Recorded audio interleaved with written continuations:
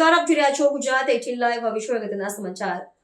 બરોડા વકીલ મંડળની ચૂંટણી મતદાન ગણતરી દરમિયાન મેનેજિંગ કમિટી અને લેડીઝ રિઝર્વની પોસ્ટના 27 જેટલા મતપત્રો ગાયબ થયાના મુદ્દે ઉમેદવારોએ વિરોધ દર્શાવીને આવેદનપત્ર સુપ્રત કરવા ગયા હતા, પરંતુ ઓફિસમાં કોઈ ન હોવાથી દરવાજા પર આવેદનપત્ર ચીટકાવીને સંતોષ માન્યો હતો.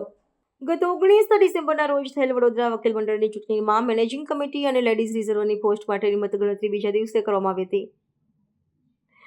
ગણતરી દરમિયાન 27 મતપત્રો ગાયબ નજરે પડતા ચકચાર મચી હતી, જેમાં 20 તારીખના રોજ 3337 મતદાન થયું હોવાનું ડિક્લેર કરવામાં આવ્યું હતું, જેમાં 3337 બેલેટ પેપરમાંથી 3310 જ બેલેટ પેપર નીકળ્યા હોવાના આક્ષેપો કરાયા હતા.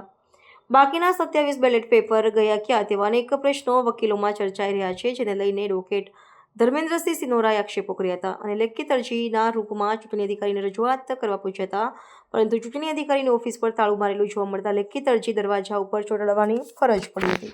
એકચ્યુઅલી જે 19 ડિસેમ્બર 2025ના રોજ જે ઇલેક્શન થયું તેમાં એ જ દિવસે ઉપરની દરેક પોસ્ટનું મતગણતરી થઈ અને જે મેનેજિંગ કમિટી જનરલ અને LR લેડી રિઝર્વની મતગણતરી બીજા દિવસે કરવામાં આવી 20 તારીખના રોજ. હવે 20 તારીખે જ્યારે મતગણતરી કરી તો તે વખતે ટોટલ આ લોકોએ ડિક્લેર કર્યું હતું કે 3337 મતદાન થયું છે. તો તેમાંથી જ્યારે આ મતગણતરી કરી ત્યારે CCTV બી છે રૂમમાં અને તમે જોઈ શકો છો કે એમાં 3310 જ બતાવે છે. તો કુલ 3337માંથી 3310 જ બેલેટ પેપર નીકળ્યા, તો બાકીના 27 બેલેટ પેપર ગયા ક્યાં? બસ અમારે ખાલી એ જ શંકા છે અને એના માટે જ અમે રીકાઉન્ટિંગના પ્રોસેસ કર્યો છે. મારા 1245 વોટ આવ્યા હતા અને જે 10મા નંબર પર 1 થી 10માં જે આવ્યા છે એમનો 1247 વોટે એનો વિજય થયો છે. તો 2 વોટ માટે મારી હાર થઈ છે.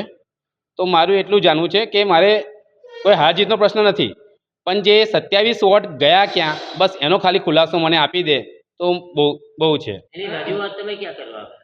એની રજૂઆત તમે આ બરોડા જે એડવોકેટ હાઉસ છે નવું, તેમાં ચૂંટણી કમિશનર ત્યાં જ બેસે છે.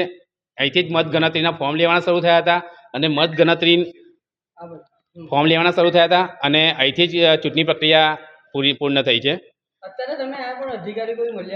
અત્યારે સવારથી હું આવ્યો છું, આ રાહ જોઉં છું આ ફોર્મ લઈને, પણ હજુ સુધી કોઈ દેખ્યા નથી. એમને ફોન પણ કરેલ છે પણ તોય કોઈ ના, એટલે ફોનનો ઉપાડતા નથી, એટલા માટે આ ઇસ્યુ થયો.